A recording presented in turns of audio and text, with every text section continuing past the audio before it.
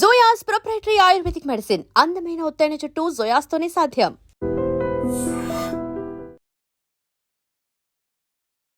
Hi hello నమస్తే, welcome back to iDream media. ఈరోజు మనతో పాటు ఉన్నారు అంతర్జాతీయ న్యాయవాది యుఎస్ నుంచి కావేటి శ్రీనివాసరావు గారు ఫ్రమ్ కావేటిలా. సార్తో మాట్లాడుతూ ముఖ్యంగా ఏదైతే H1B ఫీ $100,000 ఉందో దాన్ని వెనక్కి తీసుకున్న ట్రంప్, ఈ విషయం గురించి అప్డేట్ తెలుసుకుందాం. నమస్కారం సార్. నమస్కారం.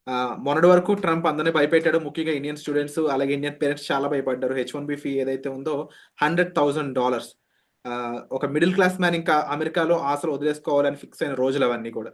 సో వినూత్నంగా ఇప్పుడు వెనక్కి తీసుకున్నారు ఆ ఇష్యూని. సో ఎందుకు వెనక్కి తీసుకున్నారు, దానికి గల కారణాలు ఏవై ఉంటారు, ఇది ఎంతకాలం ఆయన ఈ డెసిషన్ మీద నిలబడే ఛాన్స్ ఉందంటారు? ఇప్పుడు ఫస్ట్ ఆఫ్ ఆల్ ఇది మీరు అన్నట్టుగా వెరీ హాట్ టాపిక్. అంటే వెనక్కు తీసుకున్నాడా అంటే ఇక్కడ ఒక 2-3 క్లారిఫికేషన్స్ ఇవ్వాలండి. ఆయన ఏంటంటే ప్రొక్లమేషన్ చేశారు. ఏమని, ఎవరైతే అమెరికాకు రావాలనుకుంటారో H1B మీద వచ్చే సంవత్సరం నుంచి వాళ్లకు జీతం $1,00,000 కట్టి ఇవ్వాలి. రెండోది, గవర్నమెంట్ ఫీజులు ఉంటాయి యథావిధిగా USCISవి. కానీ ఎవరైతే కంట్రీ లోపలికి వస్తారో రావాలనుకుంటారో వాళ్ళని సర్చార్జ్ లాగా పోర్ట్ ఆఫ్ ఎంట్రీ ముందు $1,00,000 కడితేనే లోపల రావాలని ఒక ప్రొక్లమేషన్ ఇచ్చారు. అంటే ప్రొక్లమేషన్ అంటే ఒక కింగ్ లాగా, అంటే ఒక మొనార్కీ లాగా, ఒక రాజు లాగా ఇచ్చేశారు ఆయన. అంటే రాజ్యాంగ విరుద్ధం అని అనుకోవచ్చు, కానీ ఇచ్చేశారు. ఇస్తే ఏమైంది, చాలా హ్యావక్. అంటే మరి పెద్ద కంపెనీలను సంప్రదించి నేను ఇచ్చాను, చిన్న కంపెనీలు అంటే సంప్రదించలేదు అని, అంటే పెద్ద కంపెనీలు ఒప్పుకున్నారు అని చెప్పి అన్నారు. కానీ ఎక్కడా కూడా వాళ్ళు పెద్ద కంపెనీ వాళ్ళు ఒప్పుకున్న దాఖలాలు లేవు, కనపడలేదు. రెండోది ఏంటంటే ఇక్కడ ఏంటంటే చాలా మంది కేసులు వేశారు. ఏది మన చేంబర్ ఆఫ్ కామర్స్ వాళ్ళు, చాలా మంది ఆర్గనైజేషన్స్ కేసులు వేశారు ఆయన మీద. అంటే ఆయన తీసుకొచ్చిన ప్రొక్లమేషన్. ఇక్కడ మన వ్యూవర్స్కి ఒక 2 విషయాలు తెలుసుకోవాల్సింది ఏంటంటే, ఇలాంటి చేయొచ్చా, ఇలాంటి వెసులుబాటు తనకుందా అంటే, అమెరికన్ రాజ్యాంగం ప్రకారము ఒకవేళ మీరు ఇమిగ్రేషన్ కి సంబంధించిన ఎలాంటి ఫీజులు కలెక్ట్ చేయాలన్నా అప్పర్ హౌస్ లో లోవర్ హౌస్ లో లా పాస్ చేయాలి. అంటే ఏంటి, ఇప్పుడు మన దగ్గర పార్లమెంట్ ఉంది, మనకు లోక్సభ రాజ్యసభ లాగా ఇక్కడ కూడా సెనేటును కాంగ్రెస్ అని ఉంటుంది. అందులో లా పాస్ చేస్తే, అంటే మెజారిటీ అయ్యి బిల్లు పెట్టి ఆమోదం పెట్టి అది లా జరిగినప్పుడే అది కలెక్ట్ చేయొచ్చు ఆయన. కానీ ఆయన ఇష్టానుసారంగా $1,00,000 అని చెప్పి వేశారు. ఇప్పుడు ఏమైంది, కోర్టు మెట్లు ఎక్కారు చాలా మంది. ఎక్కితే ఏమైంది, ఇప్పుడు క్లారిఫికేషన్ ఏమిచ్చారు, ఇది వచ్చే సంవత్సరం నుంచి అప్లికబుల్ అవుద్ది. ఎవరైతే మొదటిసారి H1 వేసుకొని అమెరికాకు వస్తారో వాళ్ళకి అప్లికబుల్ అవుద్ది. రెండోది, అమెరికాలో ఎవరైతే చదువుకోవడానికి వస్తారో చదువుకుంటారో ఇక్కడ వాళ్ళకు ఉద్యోగాలు ఏదైతే వస్తుందో దాన్ని F1 స్టేటస్ నుంచి H1B వేసుకునేటప్పుడు చేంజ్ ఆఫ్ స్టేటస్ అలాంటిది ఏమన్నా ఉండేటప్పుడు దానికి వర్తించదు అని మళ్ళీ క్లారిఫికేషన్ ఇచ్చారు.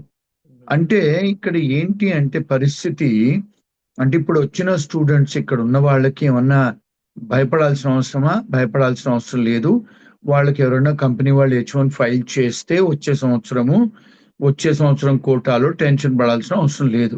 రెండోది, ఇక్కడ ఎవరైనా H1Bలో ఆల్రెడీ ఉంటే వాళ్ళు మళ్ళీ H1B పొడిగించుకునేటప్పుడు, లేదా మళ్ళీ H1B మళ్ళీ వేసుకునేటప్పుడు, అంటే పొడిగించుకోవటం ఒకటి, F1 నుంచో లేకపోతే వేరే స్టేటస్ నుంచి H1 చేసుకునే వాళ్ళు ఎవరైతే ఉంటారో ఈ దేశంలో, ఏ కంపెనీ ఎవరైనా స్పాన్సర్ చేసేటట్టు ఉండేదైతే వాళ్ళకి ఈ రూల్ అప్లికబుల్ అవ్వదు అని క్లారిఫికేషన్ USCIS వాళ్ళు నిన్న కాక మొన్న వెబ్సైట్ లో పెట్టారు వాళ్ళ దాంట్లో. ఇంకోటి ఏంటంటే, అసలు ఈ $1,00,000 వసూలు చేయొచ్చా అన్న దానికి ఇంకా కోర్ట్స్ డిసిషన్ తీసుకోలేదు. ఎందుకంటే అది బర్డెన్ అవుతుంది కంపెనీస్ మీద. అట్లా $1,00,000 పెడితే, ఇప్పుడు సరే మన ఇండియన్స్ చాలా మంది ఐటీ ప్రొఫెషన్లో ఉన్నారు, 72% మన వాళ్ళే ఉన్నారు. మరి వాళ్ళకి ఇది ఎఫెక్ట్ అవుతుంది ఈ రూలు. ఇది ఒక మనకే కాదు, ప్రపంచవ్యాప్తంగా ఎవరు చేసుకోవాలన్నా రూల్ అప్లికబుల్ అవుతాయి. సో అది ఇంకా కోర్టులలో ఉంది, తేలలేదు. సో దాని గురించి ఆయన ఇచ్చిన, అంటే ఆయన అంటే ప్రెసిడెంట్ గా ఇవ్వరు, ఆ డిపార్ట్మెంట్ వాళ్ళు క్లారిఫికేషన్ ఇచ్చి వెబ్సైట్ లో పెట్టారు. అదండి జరిగింది. అంటే ఇప్పుడు ముఖ్యంగా ఇండియా నుంచి వెళ్ళాలి అనుకుంటున్న వాళ్ళకి, వాళ్ళ పేరెంట్స్‌కి ఎటువంటి ఒక కన్ఫర్మేషన్ ఇవ్వచ్చు అంటారు? లైక్ యూజువల్లీ ట్రంప్ అనే పర్సన్ టారిఫ్స్ విషయంలో ఏం చేశాడంటే, సడెన్‌గా 500% అంటాడు, సడెన్‌గా 50% అంటాడు, సడెన్‌గా 20% అంటాడు. ఇప్పుడు ఈ విషయాన్ని కూడా అలాగే మార్పులు, చేర్పులు చేసే, ఎందుకంటే Trump is very innovatable and అలా సర్ప్రైజింగ్ యాక్షన్ తీసుకుంటా ఉంటున్నాడు. ఇప్పుడు ఈ ఫీజ్ విషయంలో కూడా మళ్ళీ సర్ప్రైజింగ్ యాక్షన్ ఏమైనా తీసుకునే ఛాన్స్ ఉందా? లేదంటే ఇది కొంచెం కమిట్మెంట్‌తో కూడుకున్న నిర్ణయంగా చూడొచ్చంటారా? ఇప్పుడు వాళ్ళు ఆల్రెడీ క్లారిఫికేషన్ ఇచ్చేశారు. ఒక్కసారి చేసిన తర్వాత మళ్ళీ వెనక్కి పోయేది ఉండదు. అంటే లాలో దాన్ని కొలాటరల్ ఎస్టాపల్ అంటారు. హ్మ్. అంటే ఒక్కసారి మీరు నిర్ణయం తీసుకున్న తర్వాత ఒక జడ్జి గారే గాని, ఒక ప్రెసిడెంటే గాని అలాంటి డెమోక్రటిక్ కాన్స్టిట్యూషనల్ బాడీలో మీరు ఒకసారి ఒక డిసిషన్ తీసుకున్న తర్వాత దాన్ని you are stopped from doing back మళ్ళీ వెనక్కెళ్ళి చేసేదానికి లేదు. రెండోదేంటంటే, ఇప్పుడు ఇక్కడ ఎవరైతే స్టూడెంట్స్ వస్తున్నారో యూఎస్‌కి, వాళ్ళిప్పుడు భయపడాల్సిన అవసరం లేదు. ఇప్పుడు ఆల్రెడీ ఉన్న వాళ్ళు గూడా భయపడాల్సిన అవసరం లేదు. ఎవరైనా కొత్త స్టూడెంట్స్ వచ్చి ఇక్కడి నుంచి ఇక్కడ చదువుకొని, ఇక్కడ మళ్ళా చేంజ్ ఆఫ్ స్టేటస్ ఫైల్ చేసుకొని, ఇక్కడ హెచ్-1 చేసుకునేటట్టయితే ఆ రూల్ అప్లికబుల్ కాదు గనక, కొత్త స్టూడెంట్స్ ఎవరైతే వస్తున్నారో లేదా పేరెంట్స్ పంపిస్తున్నారో మళ్ళీ స్టూడెంట్స్‌ని, వాళ్ళు భయపడాల్సిన అవసరం లేదండి. అది పేరెంట్స్‌కు మనం ఇచ్చే సందేశం. ఇక ఈ జనరల్‌గా ఈ ఫీజ్ పెరిగినప్పుడు ఒక వర్గం వాళ్ళు అంటే ఇక్కడి నుంచి యూఎస్ వెళ్దాం అనుకున్న స్టూడెంట్స్ వాళ్ళ పేరెంట్స్ కాస్త భయపడడం ఎంతో నిజం ఉంది అందులో. అయితే అమెరికాలో ఆల్రెడీ సిట్యుయేట్ అయ్యున్న పీపుల్ ఎవరైతే ఉన్నారో, వాళ్ళు గ్రీన్ కార్డ్ కోసం చూస్తున్న హెచ్-1 వాళ్ళు ఎవరైతే ఉన్నారో, వాళ్ళు మాత్రం కాస్త మనకు కొంచెం ప్రాసెస్ త్వరగా అయ్యే ఛాన్స్ ఉంది అని ఒక గుడ్ న్యూస్‌లో భావించారు దాన్ని. రీజన్ వచ్చేసి కొత్త హెచ్-1లు రావు. ఉన్న హెచ్-1లు త్వరగా ప్రాసెస్ అవుతాయి అనేది. మరిప్పుడు అది వెనక్కి వెళ్ళినట్టేనా? అంటే ఇక్కడ ఏమవుతదంటే అండి, ఇప్పుడు మీరన్నది కరెక్టే. ఇప్పుడు ఇక్కడ చేంజ్ ఆఫ్ స్టేటస్ అంటే ఆల్రెడీ స్టూడెంట్‌గా ఉన్నవాళ్ళు, వాళ్ళకి ఇబ్బంది లేదు. మళ్ళీ ఆల్రెడీ హెచ్-1లో ఉన్నవాళ్ళు, వాళ్ళకి ఇబ్బంది లేదు. అంటే కొంత కొంత కొత్త హెచ్-1స్ బయట దేశాల నుంచి ఎవరైనా తేవాలంటే వాళ్ళు రారు, చెయ్యరు వీళ్ళు. కంపెనీస్ చెయ్యరు, ఏం చేయరు. మరి అలాంటిది అయినప్పుడు ఒక బయట ఒక మెసేజ్ వెళ్ళిపోయింది గదా! ప్రపంచానికి టెక్నాలజీ వర్కర్స్‌కు అంత ఇది లేదు అక్కడ. లూక్రేటివ్‌గా ఉండదు.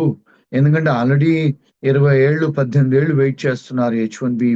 మనకు I-140 అప్రూవ్ అయిన వాళ్ళు వెయిట్ చేయాలంటే 18, 20 సంవత్సరాలు వెయిట్ చేస్తున్నారు. మరిప్పుడు కొత్త వాళ్ళు ఆబ్వియస్‌లీ రారు. మూడోదేంటంటే ఇప్పుడు ఇక్కడ ఉన్న ఎంఎస్ చేసిన ఆళ్ళకి కూడా ఉద్యోగాలు ఈ సంవత్సరం, పోయిన సంవత్సరం నుంచి చాలా టైట్‌గా ఉంది. సో, చాలామంది ఇప్పుడు చాలా కంపెనీస్ కూడా క్లోజ్ అవుతున్నాయి. ఎందుకంటే ఇప్పుడు ఐటీ కంపెనీస్ అందులో 70-80% ఐటీ కంపెనీస్ మన దేశీయులవే ఉన్నాయి. అవి నడవనప్పుడు మరి చాలా కంపెనీస్ ఏం జేస్తున్నారు, ఉద్యోగాలు లేవని చెప్పి స్టూడెంట్స్‌కే గాని, హెచ్-1బీ వాళ్ళకే గాని వాళ్ళ వీసాలు క్యాన్సెల్ జేస్తున్నారు. కంపెనీస్ కూడా క్లోజ్ చేసుకుంటున్నారు. అంటే కొత్త హైరింగ్ లేదు. పాత వాళ్ళ నుండి నడపాలంటే మరి టాక్సులు కట్టాలి గదండీ! సో, ఇదొక బ్యాడ్ టైమ్ అని అనుకోవచ్చు. అందుకని కొత్త వాళ్ళు రారు. మీరన్నట్టుగానే మరి పాత వాళ్ళకు తొందర ప్రాసెస్ అవుద్దేమోనే అనుకుంటారు. అంటే అంత ఈజీగా ఏం లేదు. ఎందుకంటే మన ఇండియన్స్‌కి, ఫిలిపినోస్‌కి, చైనీస్‌కే గాని, మెక్సికన్స్‌కే గాని 15, 20 సంవత్సరాల వెయిటింగ్ పీరియడ్ అండి. అవును. అంటే ఏ కేటగరీ ఆఫ్ వీసాలోనేనంటే ఈబీ-1 అంటే సీఈఓస్ అనుకోండి అది. ఈబీ-2, ఈబీ-3 అదర్ వర్కర్స్. అంటే ఈబీ-2 అంటే ఎవరైతే మాస్టర్స్ నుంచి వచ్చి పెట్టుకుంటారో గ్రీన్ కార్డ్‌లు.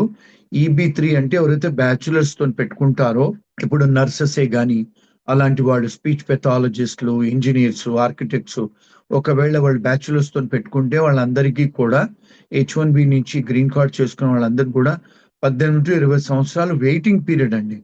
అంటే మరి ఆబ్వియస్‌గా మరి కొత్త వాళ్ళు రానప్పుడు, మరి పాత వాళ్ళు ఉంటారా? చేయించుకుంటారా? రెండోది. మూడోది కంపెనీస్ కూడా ఇప్పుడు మనకు స్పాన్సరింగ్ చేసిన కంపెనీసు మీ గ్రీన్ కార్డ్ టైమ్ వచ్చే వరకు లెవ్వనుకోండి, మరి వాళ్ళకి పోయినట్టే గదా! గ్రీన్ కార్డ్ పోయినట్టే గదా! అవును. అంటే ఆహ్, అంటే క్యాండిడేట్స్, ఎంప్లాయీస్ ఉండాలి దేశంలో. వాళ్ళ గ్రీన్ కార్డ్‌లొచ్చే వరకు. కంపెనీస్ కూడా వ్యాపారం చేస్తూ ఉండాలి. మరి కంపెనీస్ కూడా క్లోజ్ అయిపోయి అక్కడ పనిచేసే వాళ్ళు గూడా వెళ్ళిపోతే ఆబ్వియస్‌లీ అవి ఏదైతే కోటా ఉంటదో నిండదు గదండీ గ్రీన్ కార్డ్‌లిచ్చే కోటా. కొంత బెటర్ అవుద్దని నేను అనుకుంటాను. అంటే ప్రాక్టికల్ ఇదంతా రీజనింగ్. అంతేగాని లాజికల్ రీజనింగో లేకపోతే లీగల్ రీజనింగ్ కాదండి.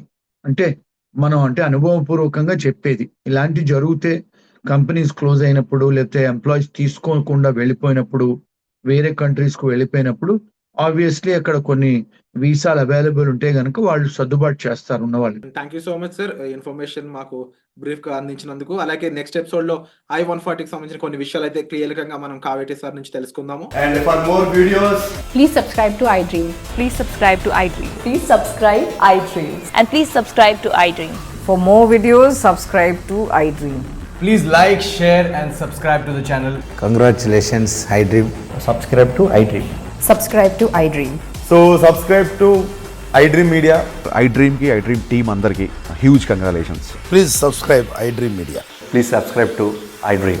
Subscribe iDream. Please subscribe to iDream. iDream అంటే నా కళల ఛానల్ను సబ్స్క్రైబ్ చేసుకున్న నోరు తిరుగుతలేదు.